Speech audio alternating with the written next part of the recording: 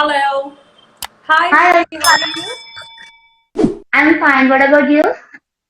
I'm absolutely fine. मैं आपका wait ही कर रही थी कि कब स्टार्ट होगा। मैं टाइम पर थी, आप थोड़ा लेट हो गया। नहीं, एक्चुअली कुछ नेटवर्क प्रॉब्लम हो गया था, इसी वजह से थोड़ा लेट हो गया, तो फिर माफी चाहती हूँ। ओहो। अच्छी ओके ओके ओके ओके। हाँ जी। अच्छी सबसे पहले तो मैं आपसे पूछना चाहूंगी कि बिग बॉस के बाद में घर से निकलने के बाद में कैसी रही आपकी लाइफ? बिग बॉस के बाद मेरी लाइफ बहुत अच्छी रही है। मैंने हमेशा से हर इंटरव्यू में ये बोला है कि बिग बॉस के बाद मेरी लाइफ बहुत ही ज्यादा चेंज हो गई है। इवन अर्शी खान भी बहुत ज्यादा चेंज हो गई है, जैसी वो पहले थी। बहुत बहुत ही ज्यादा आउटस्पोकन तो मैं अभी भी हूँ, लेकिन पहले मैं बहुत ज्यादा थी। तो वो चीजें बहुत ज्यादा चेंज हो गई हैं। थोड़ा सोच समझ के बात करना। तो अभी लोग भी मुझसे फोन करके बोलते, oh my god where are you, इस टॉपिक पे तुम क्यों कमेंट नहीं दे रही हो? क्योंकि हर इंसान को कमेंट देना और हर टॉपिक पे कमेंट्स देना भी इंडस्ट्री के अंदर बेस्ट नहीं होता। अच्छी आप पहले भी काफी एंटरटेन करती आई हैं, बट बिग बॉस के बाद में हम बोल सकते हैं कि बिग बॉस आपके लाइफ का एक टर्निंग पॉइंट था। आपका थोड़ा सा वॉइस जो है वो ब्रेक हो रहा है, मैं समझ नहीं पा रही हूँ। अच्छी आ रही है आवाज आपको? है ना? हाँ जी, हाँ जी। अर्शी, मैंने आपसे पूछा कि एंटरटेनमेंट तो आप पहले भी करते थे लोगों को एंटरटेन, लेकिन बिग बॉस के बाद में हम बोल सकते हैं कि बिग बॉस आपके लाइफ का सबसे बड़ा टर्निंग पॉइंट था, क्योंकि उसके बाद में काफी सारा फेम मिला आपको एंड काफी जगह पे। डेफिनेटली बिग बॉस मेरे लिए बहुत ही बड़ी चीज था। और बिग बॉस में आना नहीं, बिग बॉस में आना तो ठीक है, लेकिन बिग बॉस के अंदर जो आप छाप छोड़कर जाते हैं और लोग आपको बहुत टाइम तक याद रखें, ये मोस्ट इम्पोर्टेंट है। और जब भी जैसा कुछ भी होता है तो कंपैरिजन स्टार्ट हो जाता है कि ओ my God she is Arshi Khan, she is looking like Arshi Khan, इसका बिहेवियर अर्शी खान की तरह, ये चीजें अर्शी खान की तरह कर रही है। तो वो छाप छोड़ना बहुत ही ज्यादा इम्पोर्टेंट है, और मेरे लिए तो बिल्कुल टर्निंग पॉइंट था। और अभी जितना मैंने 2 साल के अंदर काम किया उससे मैं वाकई में बहुत खुश हूँ। और एक बंदा जो इंडस्ट्री के अंदर नया है और कब वो काम कर रहा है और लगातार इवेंट्स कर रहा है, चीजें कर रहा है, शोज कर रहा है, कैमियोस कर रहा है, तो मेरे लिए वो बेस्ट रहा है। आई डोंट नो लोगों की और लोगों की क्या थिंकिंग है, वो मेरे लिए मायने नहीं रखती। बट मैं अपनी अपनी उससे खुश हूँ, चीजों से।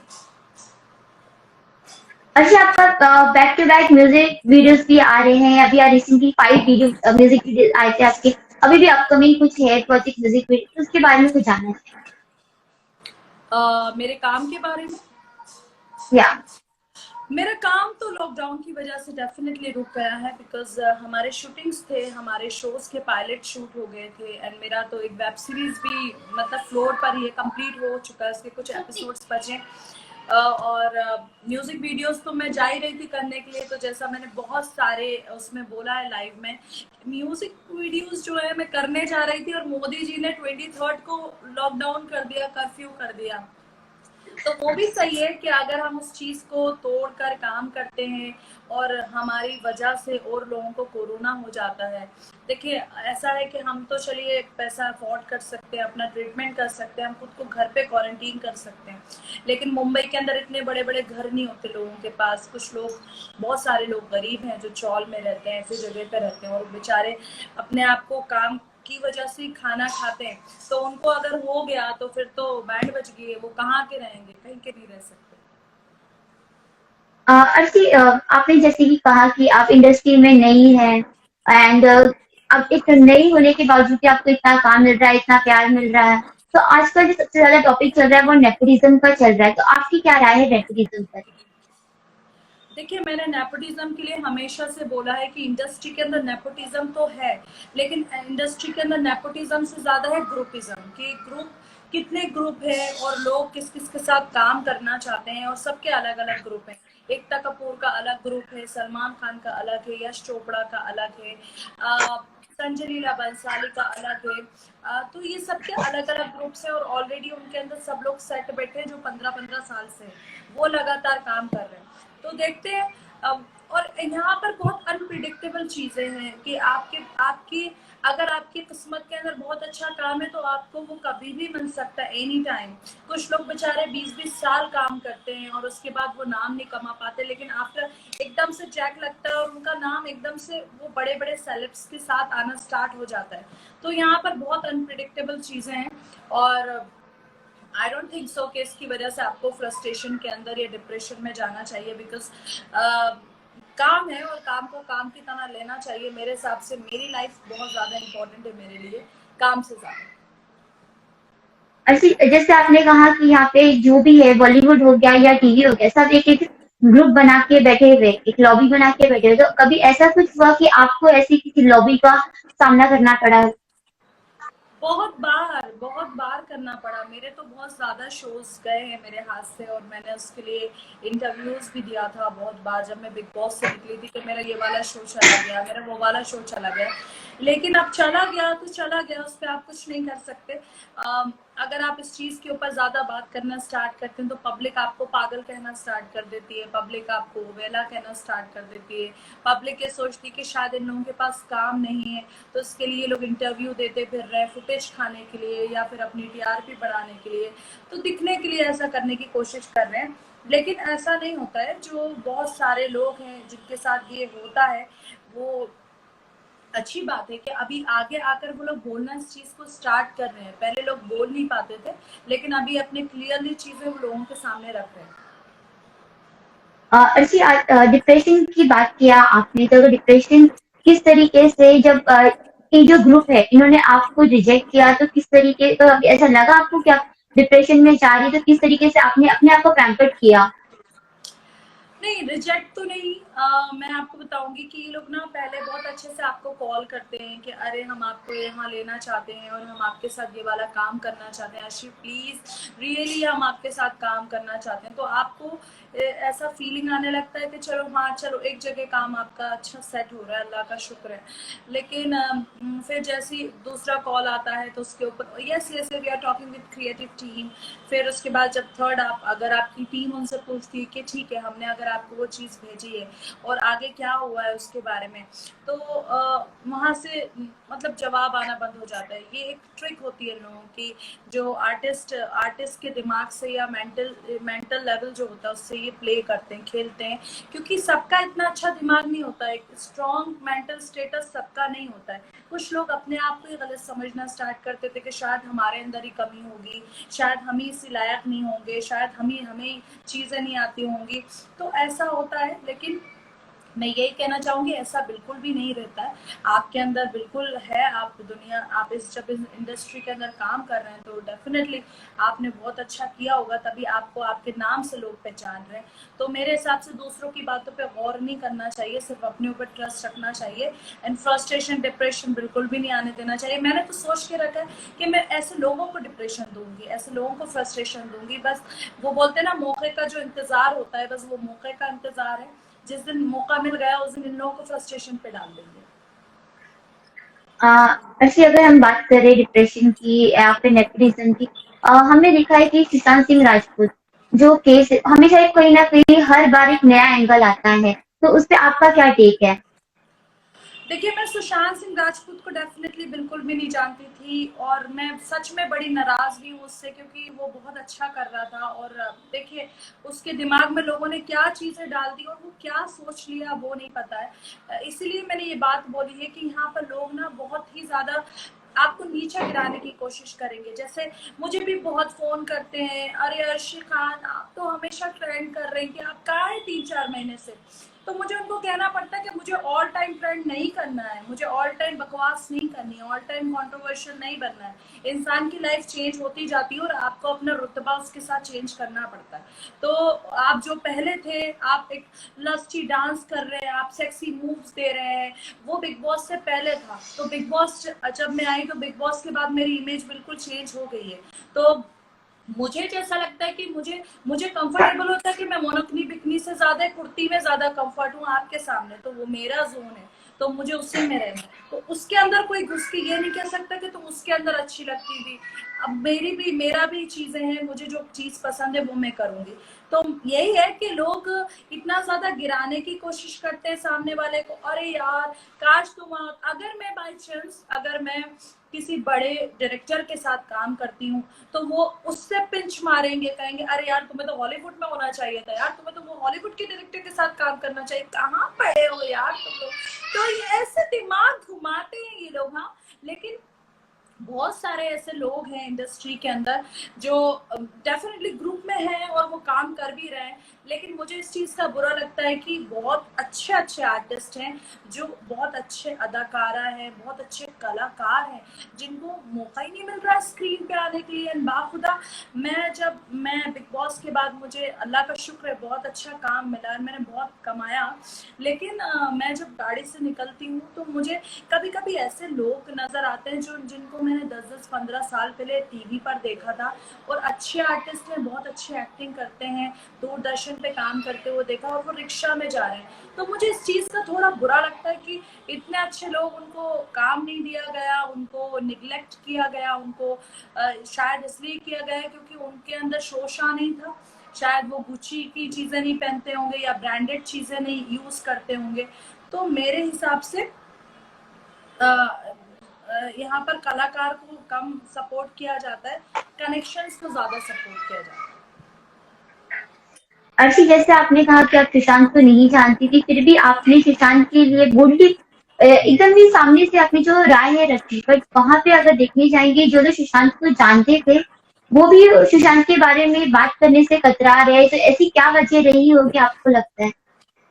देखिए सर्किल होता है, क्या होता है ना, मैं दोस्ती बहुत कम रखती हूँ इसी वजह से, क्योंकि आपके जो दोस्त होते हैं वही आपको नीचा दिखाने की कोशिश करते हैं, क्योंकि वो कुछ नहीं कर सकते अपनी जिंदगी के अंदर, तो उनके उनके दोस्त में से जो सबसे सुपीरियर है उसको वो करते हैं, गलत लत लगा देते हैं। मैं सुशांत के बारे में नहीं बोल रही हूँ, बहुत सारे इंडस्ट्री मैंने देखा है, ड्रग्स में लगा देंगे, नशे में लगा देंगे, रोज क्लब्स में पार्टी करवाएंगे, रोज नशा करवाएंगे, ये चरस गांजा शराब ऐसी चीजें यूज करवाना स्टार्ट कर देंगे ताकि उसका करियर पे से ध्यान हटके इन सब चीजों के ऊपर रह जाए। तो ये वाकई में ये जो सर्किल होता है ये बहुत ही ज्यादा इम्पोर्टेंट रखता है, कि आप किसके साथ उठ रहे हैं, आप किसके साथ बैठ रहे हैं, आप कितने पॉजिटिव लोगों के साथ बातचीत कर रहे हैं, कितने नेगेटिव लोग हैं। तो आई थिंक जो नेगेटिव लोग हैं उनको इग्नोर करना चाहिए। मेरे साथ में इतने सारे लोग थे बिग बॉस के अंदर, बहुत अच्छे अच्छे काम करने वाले थे, लेकिन कुछ लोग तो इतने अच्छे लेवल पे गए थे लेकिन वो बहुत नेगेटिविटी में आ गए, और वो दिख ही नहीं रहे हैं अभी इस टाइम के अंदर, क्योंकि नेगेटिव लोगों के साथ बैठने का यही बुराई होती है। अर्शी, आपकी बात करते हैं, मॉडलिंग हो गया, थिएटर हो गया, फिल्म हो गया, आपने हर एक चीज किया, म्यूजिक वीडियो हो गया, या फिर रियलिटी शो में जाना हो गया, ऐसा कुछ बचा है जो अर्शी खान करना चाहती है? मैं म्यूजिक वीडियोस तो डेफिनेटली मैं खुद ही प्रोड्यूस करूंगी। मैंने जैसे आपको बताया लॉकडाउन लग गया था तो मैं पुलिस परमिशन नहीं मिली है, लेकिन हाँ मेरे एक शो का पायलट शूट हो गया था, बिग बॉस बोल रही हूँ, इस लॉकडाउन से पहले। बाकी मेरा एक वेब सीरीज कंप्लीट हो गया, वो इंशाल्लाह वो भी रिलीज हो जाएगा जल्दी, और देखते हैं अच्छे अच्छे काम आ रहे हैं। लेकिन क्या होता है ना कि आप सब भर करके नहीं कर सकते, क्योंकि मैंने कुछ ऐसे म्यूजिक वीडियोस गलती में कर लिए थे कि वो म्यूजिक वीडियोस का अता पता ही नहीं चला, तो वो मेरी गलती थी। तो बाकी जो किए थे कुछ 4-5 किए थे वो वाकई में बहुत अच्छे लेवल पे गए, लेकिन कुछ ऐसे थे जिनका अता पता ही नहीं चला, तो थोड़ा समझदारी के साथ काम करेंगे तो बेस्ट काम होगा। हेलो अर्शी, आपकी वॉइस नहीं आ रही है। अभी सुन पा रहे? हाँ हाँ हाँ, अब ठीक है। अर्शी, आपकी फ्रेंड की बात करें, रिंचेक पूजा की, जिसको आपने रिलॉन्च किया था, अभी भी है कनेक्शन में? ढिंचैक, देखिए ढिंचैक मुझे इतनी ज्यादा पसंद है, वो कुछ भी करती है, वो कोई भी चीज करती है, बहुत अलग लेवल पे करती है, ट्रेंड करती है यूट्यूब पे, भाई वो कैसा भी गाना बनाए लेकिन वो बंदी ट्रेंडिंग पे जाती है, तो इसीलिए वो मुझे बहुत ही ज्यादा पसंद है। अर्शी, आपकी, हेलो, हाँ जी हाँ बोलिए। आ रही है। अर्शी, आपकी जो पूरी जर्नी है उसके बारे में बात करें, तो आपने थिएटर से स्टार्ट किया था और आप एक मुकाम पे पहुंच गए हैं, तो पूरी जर्नी को किस तरीके से आप देखती हैं? मेरी जर्नी, मैं बहुत ही ज्यादा अलग तरीके की इंसान हूँ, मुझे कभी कोई चीज का फर्क नहीं पड़ता है। और मेरी जर्नी वाकई में बहुत अच्छी रही है। और जब मैं मुंबई के अंदर आई तो मैं आराम की जिंदगी गुजारी। 3-4 साल तक मैं बिल्कुल अपने आप को पार्टीज में, क्लब्स में, मैं वाकई में बहुत ही ज्यादा एंजॉय करती थी अपने फ्रेंड्स के साथ। लेकिन कुछ पल ऐसे होते हैं जिसमें आप सोचते हैं कि आप यहाँ क्यों हैं, आप अपनी फैमिली को क्यों छोड़कर आए हैं यहाँ पर। तो वही बेस्ट टाइम होता है जब आप सही डिसीजन ले लेते और आपका लाइफ जो होता है वो एक टर्न कर देता है, चेंज हो जाता है। तो आप अगर मुंबई के अंदर आए हैं तो मेरा तो यही कहना है कि अपने काम पर फोकस करें तो ज्यादा बेस्ट है। बट ऐसे मेरी जर्नी बहुत अच्छी रही है। और मैं बहुत ही ज्यादा खुश हूँ। मुझे कभी ऐसा नहीं लगा कि ये क्यों कम है, ये क्यों ज्यादा है।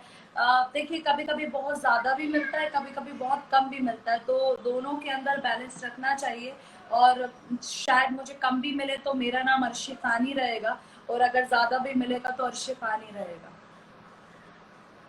ऐसे जिस तरीके से पॉजिटिविटी के साथ में आपने ये जो पूरा है नेगेटिविटी की बातें की या फिर सारी चीजें, तो अगर आप अपने फैंस को कोई पॉजिटिविटी का मंत्रा देना चाहेंगी तो क्या देना चाहेंगी? मैं सिर्फ ये जो हमारे जो इंडस्ट्री में अभी जो नए नए लोग आए हैं, मैं सिर्फ उनसे ये कहना चाहूंगी कि कभी किसी भी वाहियात इंसान की बात मत सुनना जो आपको नीचे गिराने की कोशिश करे। सिर्फ अपने ऊपर ट्रस्ट करो और अपनी लाइफ को एंजॉय करो। और अगर ऊपर वाले ने आपकी जिंदगी में सच में ये किया है कि आपको इंडस्ट्री के अंदर नाम कमाना है, तो आप जरूर कमाओगे। कोई नहीं रोक सकता, कोई भी नहीं रोक सकता। ऐसे ऐसा कौन सा इंसान है जिन्होंने आपको इंस्पायर किया कि आप एक्टिंग में जाएं, और आप ऐसे कौन से एक्टर या फिर ऐसे कौन से डायरेक्टर को थैंकफुल है जिन्होंने आपको ब्रेक दिया हो, या फिर जिसको आप हमेशा सराहती है जिनसे काम को लेके? Which character in movie?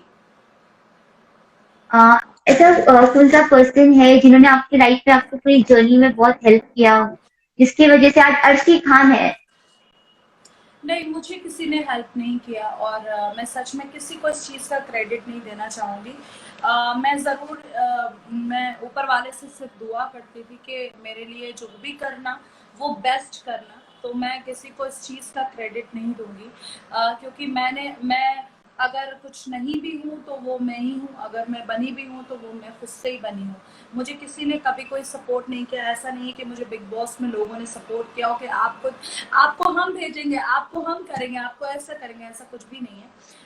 मैं तो दुबई जाने वाली थी 3 दिन के बाद, और एकदम से कॉल आया हमारे इंडिया मॉल की तरफ से कि मैम आपको आना पड़ेगा बिग बॉस में, क्योंकि आप में वो सारी क्वालिटीज हैं जो बिग बॉस के एक अच्छे कंटेस्टेंट में होना चाहिए, स्ट्रॉन्ग में। तो मुझे शायद लगा कि ये लोग मुझे बेवकूफ़ बना रहे हैं, तो मैंने उनको बोला कि आप प्लीज़ मुझे ना अब कॉल नहीं करना। लेकिन उन्होंने मुझे 8 बजे मीटिंग का टाइम, सॉरी 3 बजे मीटिंग का टाइम दिया। और ऐसे ही मैं रात के अंदर सोचते सोचते मैंने अपना फ्लाइट टिकट बुक किया और मैं फ्लाई कर दी और मैं जाकर मिल ली।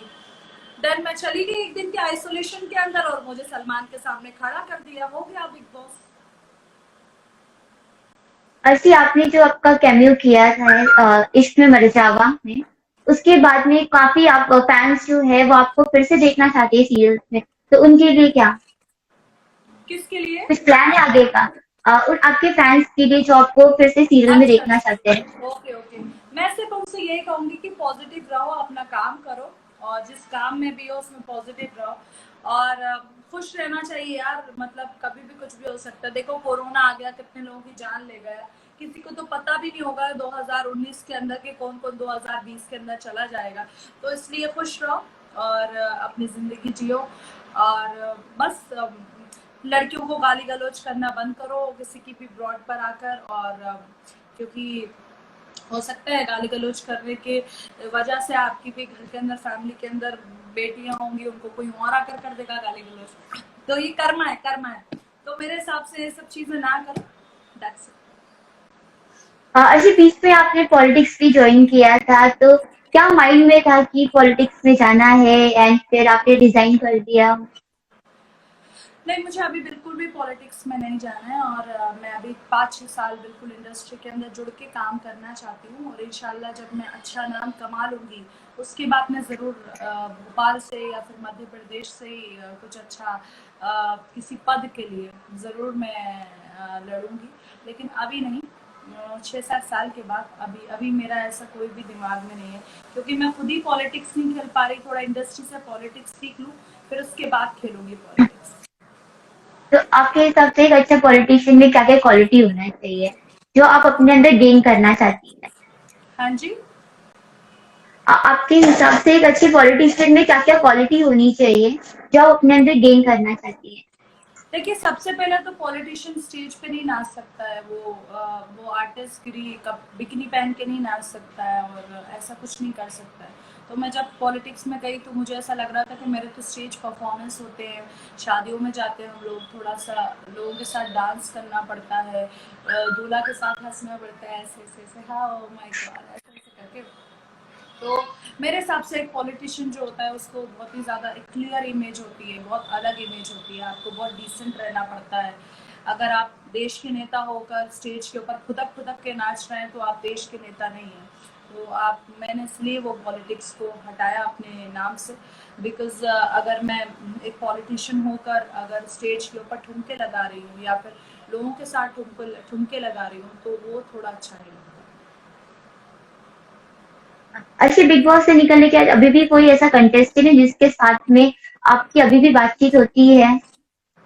बहुत सारे लोग हैं, मेरी मनु पंजाबी से होती है, मेरी कभी कभी मनवीर से हाय हेलो हो जाती है, मेरे बिग बॉस के जो शो के हैं उन सब से भी होती है, लव से होती है, रिंचैक से होती है, आकाश से होती है, सबसे होती रहती है, हाय हेलो सबसे चलती है।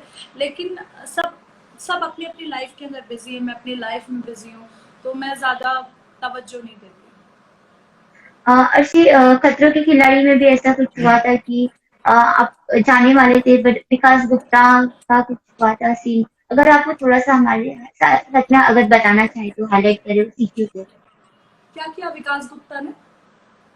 नहीं नहीं, वो खतरों के खिलाड़ी में आप शायद जाने वाली थी एंड कुछ उस टाइम पे एक मुद्दा उठा ये तो था। बहुत बहुत पुरानी चीज हो गई है और जब जैसा कि क्या होता है ना, शिल्पा ने भी बहुत सारी चीजें बोली हैं, बहुत सारे लोगों ने बहुत चीजें बोली, चलिए मुझे तो हटा ही दीजिए, लेकिन लोग ना उन सबको पागल कहना स्टार्ट कर देते हैं, तो एक आर्टिस्ट फिर उस चीज को दुनिया के सामने लाने में बहुत डरता है, क्योंकि आपकी इमेज भी खराब हो सकती है और दूसरी चीज ये है कि अगर पब्लिक ही सपोर्ट नहीं करेगी तो इंडस्ट्री वाले कहाँ से सपोर्ट करेंगे। तो मेरे हिसाब से ये सब बातें साइड में रख दो और अपने काम पर फोकस करो, तो वही इम्पोर्टेंट है, क्योंकि मुझे नहीं लगता, जितना मैंने अगर उस बारे में बातचीत की है और उसकी वजह से मुझे नहीं लगता है कि वो चीज़ पॉजिटिव गई हो, मुझे लगता है कहीं ना कहीं वो चीज़ नेगेटिव भी गई है, क्योंकि अगर मैं 15 साल से इंडस्ट्री के अंदर हूँ और लोगों के साथ काम कर रही हूँ तो डेफिनेटली वो 15 साल वाले का ही साथ देंगे, ना कि 1 साल वाले का साथ देंगे। तो वही है, मैंने आपको जैसी चीज़ बताई, ग्रुपिज्म ग्रुपिज्म बहुत है और बहुत टैलेंटेड लोग थे हमारे शो के अंदर भी, जैसे कि शिल्पा शिल्पा बहुत टैलेंटेड है, मतलब बहुत अच्छी एक्टिंग करती है और लोग उसको बड़ा प्यार भी करते हैं, और मैंने उसकी एक्टिंग देखी है, वो एकदम से अजीब सी एक्टिंग करना स्टार्ट कर देती है, कभी बच्चों की, कभी कॉमेडी करना स्टार्ट कर देती थी, कभी कोई भाभी टाइप का रोल करना स्टार्ट कर देती है। तो मैंने ऐसे लोगों को देखा जो इतने अच्छे काम करने वाले हैं, लेकिन उनको इस जगह होना चाहिए था जो मेरी नज़र में है, और जिनको आता भी नहीं है वो जो इस जगह बैठे हुए, तो देखिए वो पब्लिक का है, और पब्लिक जिसको सपोर्ट करे वो कभी कभी गधे को भी बाप बनाना पड़ता है, क्या करें। क्या लास्टली अपने फैंस के लिए कुछ कहना चाहेंगे आप? मैं सिर्फ यही कहना चाहूंगी कि थैंक यू सो मच कि आप लोग यहाँ पर आए और सही लोगों को सपोर्ट करो, अच्छे कलाकारों को सपोर्ट करो, ताकि सबका मेंटल स्टेटस मेंटल लेवल एक जैसा नहीं होता, तो मेरी तरह नहीं होते स्ट्रांग, तो सपोर्ट करो ताकि वो डिप्रेशन में ना जाए, अच्छे अच्छे आर्टिस्ट को, जो अच्छे कलाकार हैं उनको सपोर्ट करो, दैट्स। एक्चुअल में आप बहुत ही ज्यादा स्ट्रांग है। अगर बिग बॉस 11 अगर इतना फेमस हुआ है तो, और अगर कभी याद किया जाएगा तो अर्शी खान के लिए ही याद किया जाएगा। Thank you thank you, Arshi, thank you so much thank for you so joining much, us. Thank you, love you, thank you, love you too, bye. Thank you, अल्लाह हाफिज। Allah Hafiz everyone.